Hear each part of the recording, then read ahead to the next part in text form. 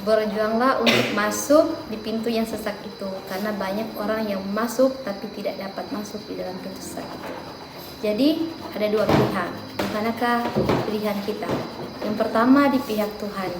Di pihak Tuhan kita harus memikul salib, menyangkal diri dan menderita aniaya, dipermalukan, dan tidak ada hal-hal yang menyenangkan. Tapi kita tahu itu menuju pada keselamatan.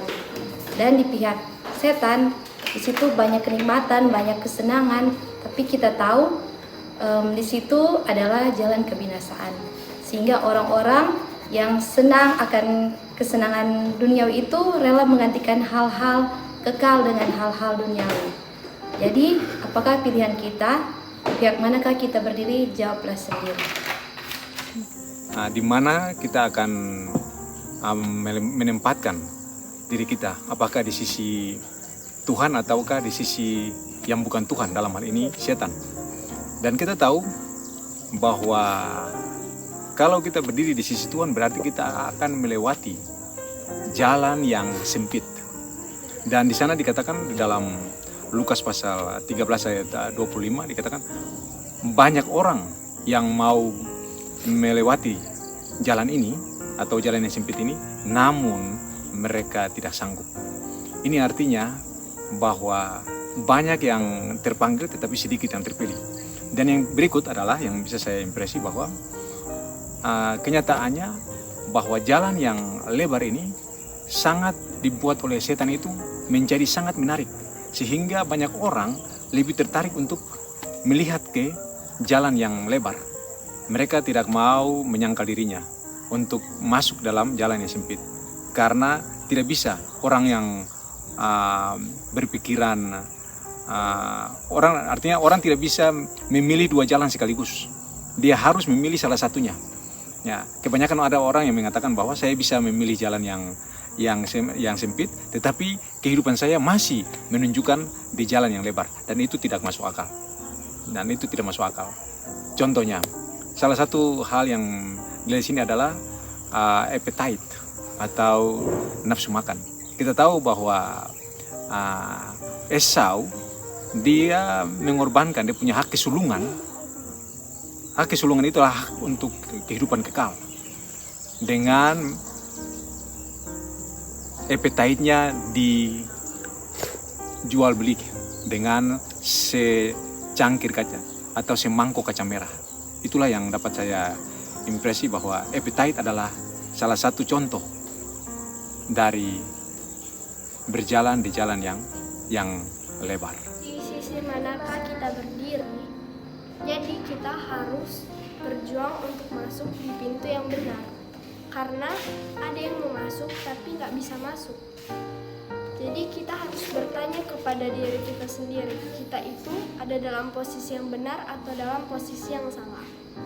Apakah kita bisa seperti Kristus, bisa menurut atau bisa taat? Atau kata lainnya itu menyangkal yang salah. Jadi kita harus pilih jalan yang sempit, jangan pilih jalan yang lebar. Karena jalan yang lebar itu membinasakan kita pribadi. Jadi setan membuat jalan lebar lebih menarik daripada jalan yang sempit. Setan membuat jalan sempit semakin sempit supaya orang itu makin sempit pilihan untuk memilih jalan yang sempit.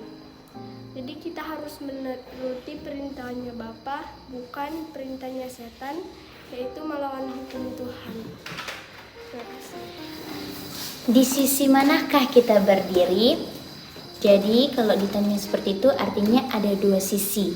Sisi yang benar dan sisi yang salah. Seperti macam jalan yang sempit dan jalan yang lebar. Nah, jalan yang sempit ini banyak orang pengen atau mau untuk masuk ke jalan sempit, tapi nggak sanggup. Kenapa nggak sanggup? Karena banyak orang nggak strive. Dan strive dalam kutipan ini ialah menderita. Artinya banyak orang nggak sanggup masuk ke jalan sempit karena di jalan sempit itu perlu untuk menderita. Dan banyak orang ini nggak sanggup untuk menderita. Apa penderitaannya? Yaitu harta dunia, kesenangan-kesenangan dunia ataupun kita punya nafsu makan, itulah yang membuat orang-orang yang banyak ini nggak bisa sanggup untuk masuk ke jalan yang sempit. Dan banyak yang rela untuk mengorbankan hal-hal kerajaan surga hanya untuk memuaskan keinginan hal-hal dunianya. Contohnya Esau, dia rela mengorbankan dia punya hak kesulungan untuk menerima semangkok kacang Brenebon. Pertanyaan ini harus kita jawab masing-masing, yaitu di manakah posisi kita berdiri? Di panji kebenaran atau panji kejahatan bersama setan? Dan untuk berada di posisi Kristus berdiri, butuh namanya pengorbanan, perjuangan, penderitaan. Setan membuat jalan untuk mengikut Kristus itu sebagai suatu jalan yang menderita, susah, dan segala macam. Sedangkan setan itu buat kalau kita pilih jalannya itu menyenangkan dan penuh kegembiraan, padahal itu semua tipuan. Dan biarlah kita semua di sini sadar bahwa apa yang kita pilih sekarang, biarlah kita selalu pikirkan apakah itu membuat kita mempertahankan kehidupan kekal atau malah mengorbankan kita punya kehidupan kekal. Terima kasih. Jawab pertanyaan di sisi mana kita berada atau berdiri, khususnya bagi kita yang sedang menanti kedatangan Yesus yang kedua kali. Yesus memberikan perintah atau undangan di mana kalau kita perlu untuk masuk ke jalan yang sempit, walaupun banyak yang ingin masuk dan tidak bisa. Bagaimana caranya? Yaitu dengan menyangkal diri dan memikul salib, juga mengikut Tuhan Yesus. Ada dua jalan yang ada dan menjadi pilihan kita, apakah kita mau ikut jalan yang sempit, yang menyedihkan, yang memalukan, dan tidak menyenangkan. Selain itu adalah jalan yang lebar, yang tentunya adalah kesenangan jasmani atau kesenangan yang sementara ditukar dengan kesenangan yang kekal atau yang surgawi. Mana pilihan kita?